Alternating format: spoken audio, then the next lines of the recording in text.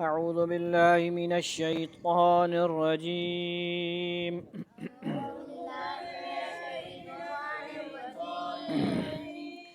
بسم الله الرحمن الرحيم.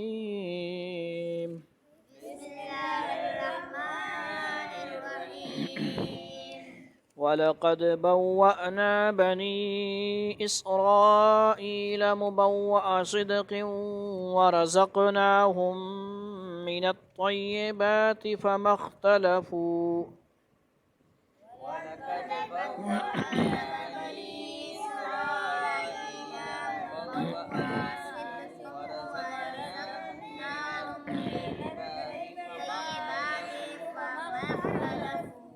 اختلفوا حتى جاءهم العلم إن ربك يقضي بينهم يوم القيامة فيما كانوا فيه يختلفون.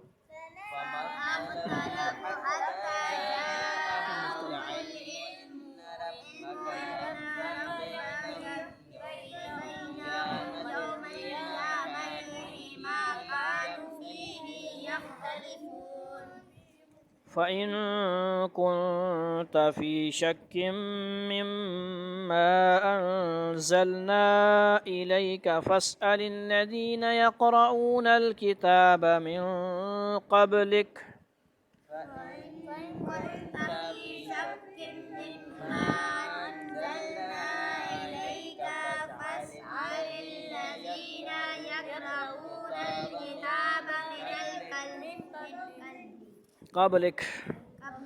لقد جاءك الحق من ربك فلا تكونن من الممترين.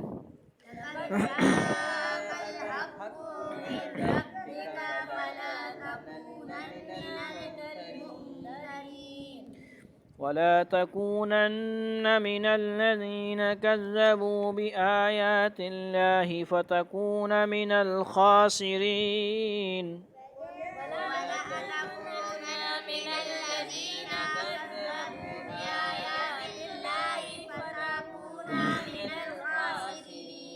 إن الذين حقت عليهم كلمة ربك لا يؤمنون.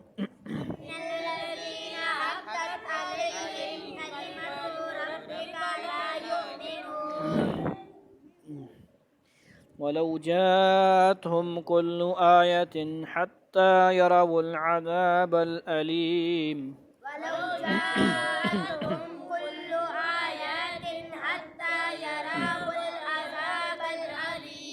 فلولا كانت قرية آمنت فنفعها إيمانها إلا قوم يونس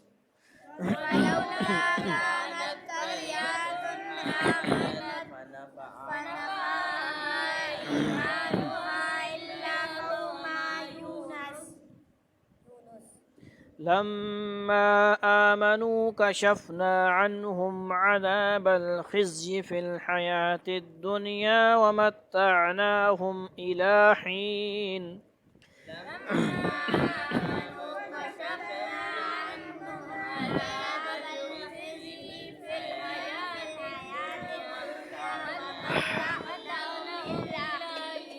ولو شاء ربك لآمن من في الأرض كلهم جميعا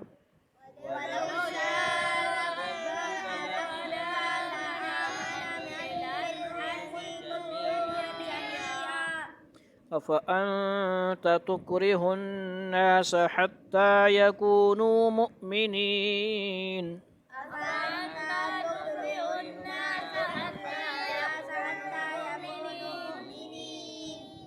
وما كان لنفس أن تؤمن إلا بإذن الله ويجعل الرجس على الذين لا يعقلون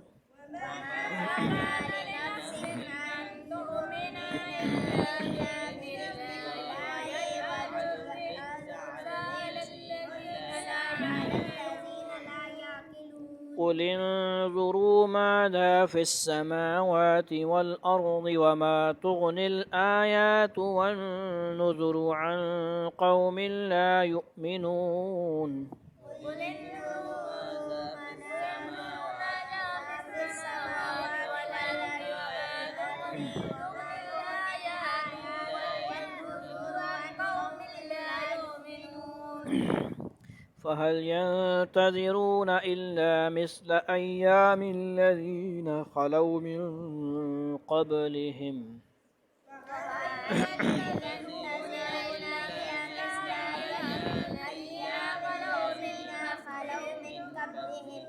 قل فانتظروا إني معكم من المنتظرين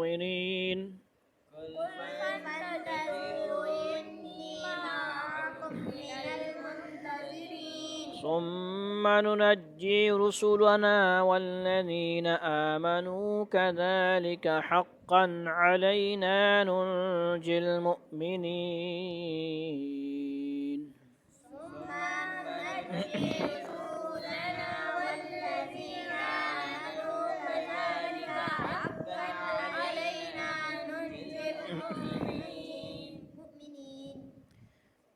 آیت نمبر کیا ہے جی؟ جو شروع ہو رہا ہے وہ بتایا کریں، ٹھیک ہے؟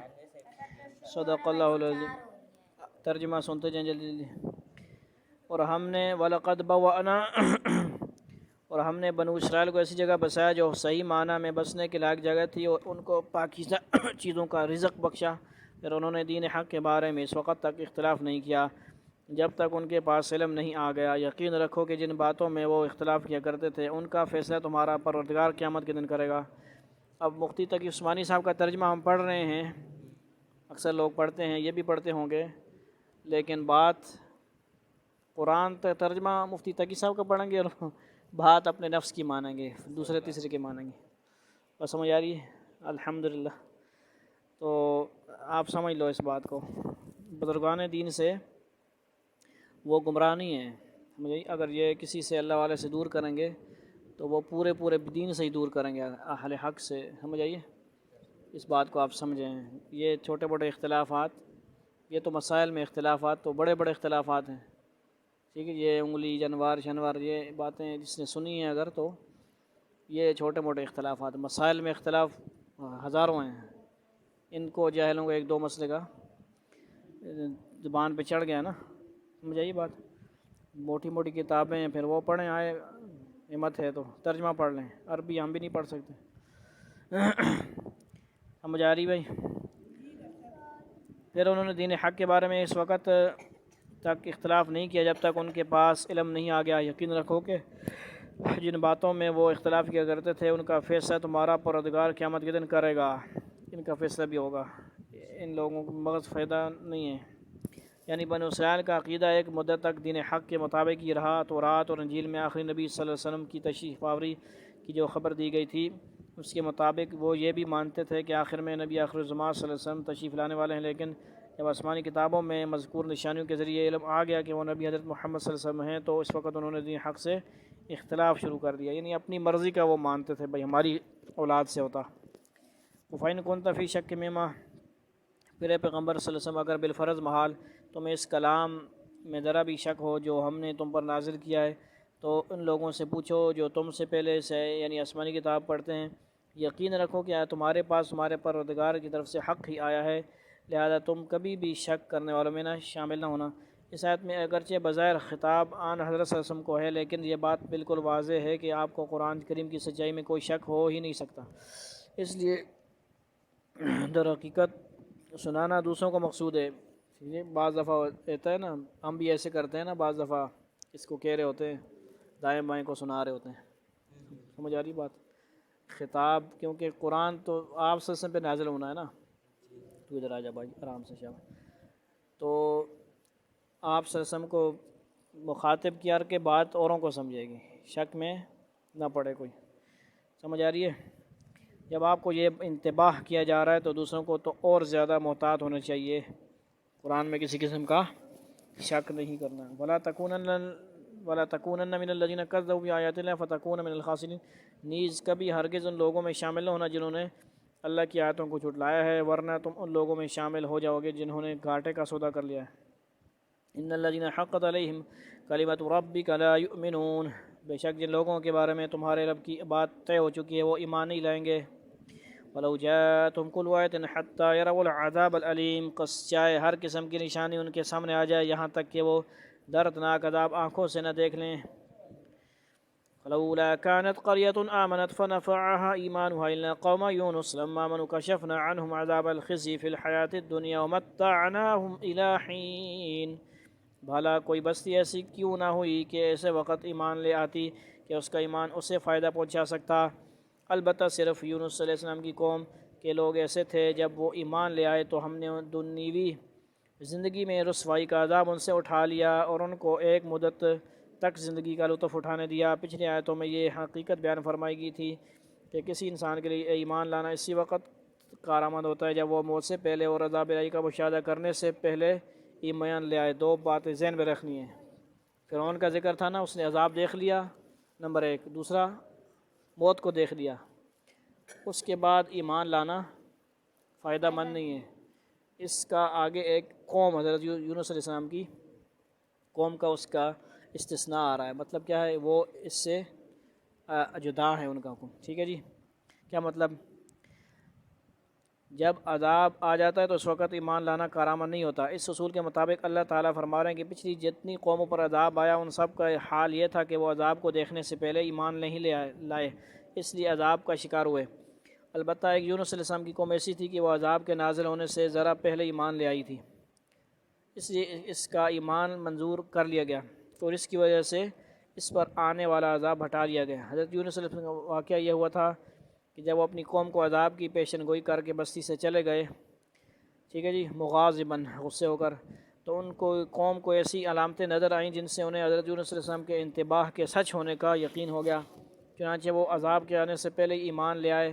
حضرت یونس علیہ السلام کے واقعے کی پوری تفصیل انشاءاللہ سورہ صافات 139 وغیرہ میں آئے گی۔ ان کے واقعے کا مختصر ذکر سورہ انبیاء اور سورہ قلم میں بھی آیا ہے۔ سورہ انبیاء میں جیسے آتا ہے وَظَنُّونَ إِذْ ذَهَبَ مُغَاضِبًا فَظَنَّ، بارہ بہت سارے وہ انشاءاللہ آئے گا۔ مقصد کیا ہوا، تھوڑی سی آثار انہوں نے کسی طرح سمجھ لیا تو پھر بعض آگے ایمان لے آئے۔ ہاں، مطلب کوئی ایسی چیز دیکھ لی نا، حالانکہ کوئی اور قوم کے ساتھ ایسا نہ ہوا کہ اب نشانی آ گئیں تو عذاب وہ رکتا نہیں تھا، عذاب آ کر رہتا تھا۔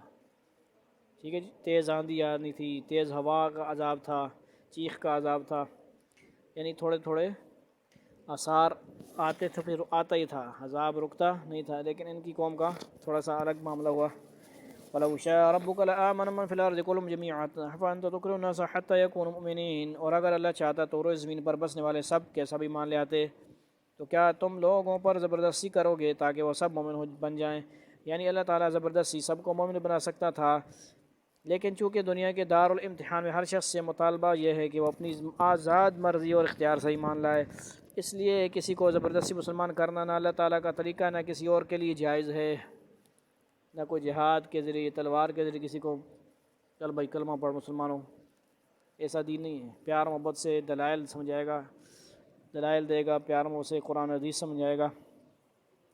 ٹھیک ہے جی، مرتد کا تھوڑا الگ سسٹم ہے، جو نعوذ باللہ کافر ہو جاتا ہے، مسلمان تھا پہلے، اس کو تھوڑا پھر 2-3 دن سمجھایا جائے گا، نہیں سمجھے تو پھر اس کو اڑا دیا جائے گا، ورنہ جو مسلمان نہیں ہے، کافر غیر مسلم ہیں، ان کو زبردستی سمجھ آئیے نہیں کیا جا سکتا۔ کیوں؟ اپنی مرضی سے آئیں گے، پیار محبت سے دلائل سنیں گے، قرآن کے تعلیمات سنیں گے، حدیث کی سنیں گے۔ فَمَنْ شَاءَ فَلْيُؤْمِنْ وَمَنْ شَاءَ فَلْيَكْفُرْ، یعنی یہ اختیار ہے ان کا۔ وَمَا كَانَ لِنَفْسٍ أَن تُؤْمِنَ إِلَّا بِإِذْنِ اللَّهِ وَيَجْعَلُ الرِّجْسَ عَلَى الَّذِينَ لَا يَعْقِلُونَ، اور کسی بھی شخص کے لیے یہ ممکن نہیں ہے کہ وہ اللہ کی اجازت کے بغیر مومن بن جائے، اور جو لوگ عقل سے کام نہیں لیتے اللہ ان پر گندگی مسلط کر دیتا ہے۔ اللہ تعالیٰ کے حکم کے بغیر کائنات میں کچھ نہیں ہو سکتا، لہذا اس کے بغیر کسی کا ایمان لانا بھی ممکن نہیں۔ لیکن جو شخص اپنی سمجھ اور اختیار کو صحیح استعمال کر کے ایمان لانا چاہتا ہے، اللہ تعالیٰ اسے ایمان کی توفیق دے دیتا ہے۔ اور جو شخص عقل اور اختیار کو صحیح استعمال کر کے ایمان لانا چاہتا ہے اللہ تعالیٰ تو اسے ایمان کی توفیق سے دے دیتا ہے، اور جو شخص عقل اور اختیار سے کام نہ لے اس پر کفر کی گندگی مسلط ہو جاتی ہے۔ یعنی ایک تو ہم تو سادہ ترجمہ پڑھیں نا، علماء جو بڑے ہیں اساتذہ درس دیتے ہیں تو پھر وہ طالب علموں کے حساب سے وہ درس دیتے ہیں، کتابوں کے طالب علم۔ قل انظروا ماذا في السماوات والارض ما تغني الآيات والنذر عن قوم لا يؤمنون۔ اے پیغمبر صلی اللہ علیہ وسلم ان سے کہو کہ ذرا نظر دوڑاؤ کہ آسمانوں اور زمین کیا کیا چیزیں ہیں، لیکن جن لوگوں کو ایمان لانا ہی نہیں ہے ان کے لیے زمین و آسمان میں پھیلی ہوئی نشانیاں اور آگاہ کرنے والے پیغمبر کچھ بھی کارآمد نہیں ہوتے۔ اور اس کائنات کی ہر چیز کو اگر انصاف کی نظر سے دیکھا جائے تو وہ اللہ تعالیٰ کی قدرت اور حکمت کا شاہکار ہے۔ اس سے نہ صرف یہ معلوم ہوتا ہے کہ یہ محیر العقول کارخانہ خود بخود وجود میں نہیں آیا، خود بخود کوئی دھماکہ شاکہ نہیں ہوا ہے کہ بس ایسے ہی بے اتفاقہ۔ اگر ایسا ہوتا تو پھر وہ الٹی گاڑی لگی ہوتی، پنکھے الٹے لٹکے ہوتے، ہم الٹے انسان ہوتے۔ اگر دھماکہ ہو کہ بنا کوئی دھماکے سے کیا ہے کوئی نظام تباہ ہوتا ہے یا صحیح بنتا ہے؟ ایک باقاعدہ ترتیب کے ساتھ اللہ تعالیٰ نے اس کو بنایا ہے، یعنی یہ پتہ نہیں کس کا وہ نظریہ ہے، وہ آپ کو پتہ ہوگا نا، سمجھدار ہو آپ، ٹھیک ہے، ان میں سے ایک کا نام پتہ نہیں کیا ہے بہرحال، اسے اللہ تعالیٰ نے پیدا کیا ہے۔ بلکہ اس سے یہ بھی سمجھ میں آتا ہے کہ جو ذات اتنی عظیم کائنات پیدا کرنے پر قادر ہے اسے اپنی خدائی کے لیے کسی شریک یا مددگار کی حاجت نہیں ہے، لہذا وہ ہے اور ایک ہے، ٹھیک ہے، اس کا کوئی شریک نہیں۔ اس آئینہ خانہ میں سبھی یکس ہیں تیرے، اس آئینہ خانہ میں تو یکتا ہی رہے گا۔ فَهَلْ يَنْتَظِرُونَ إِلَّا مِثْلَ أَيَّامِ الَّذِينَ خَلَوْا مِنْ قَبْلِهِمْ قُلْ فَانْتَظِرُوا إِنِّي مَعَكُمْ مِنَ الْمُنْتَظِرِينَ۔ بتلاؤ کہ یہ لوگ ایمان لانے کے لیے اس کے سوا کس بات کا انتظار کر رہے ہیں کہ اس طرح کے دن یہ بھی دیکھیں جیسے ان سے پہلے کے لوگوں نے دیکھے تھے۔ وہ کہہ دو کہ اچھا تم انتظار کرو، میں بھی تمہارے ساتھ منتظر ہوں۔ ثم ننجی رسولنا والذین آمنوا کذلک حقا علینا ننجی المؤمنین۔ پھر جب عذاب آتا ہے تو ہم پہ اپنے پیغمبروں کو اور جو لوگ ایمان لے آتے ہیں ان کو نجات دے دیتے ہیں۔ اسی طرح ہم نے یہ بات اپنے ذمہ لے رکھی ہے کہ ہم تمام دوسرے مومنوں کو بھی نجات دیں گے۔ سمجھ آ رہی ہے؟ اللہ تعالیٰ ان نجات والوں میں ہم کو بھی نصیب فرمائے، ہمیں بھی نجات دے اللہ تعالیٰ، دنیا آخرت میں کامیابیاں کمرانیاں نصیب ہوں۔ وآخر دعوانا الحمد للہ رب العالمین۔ صدق اللہ مولانا۔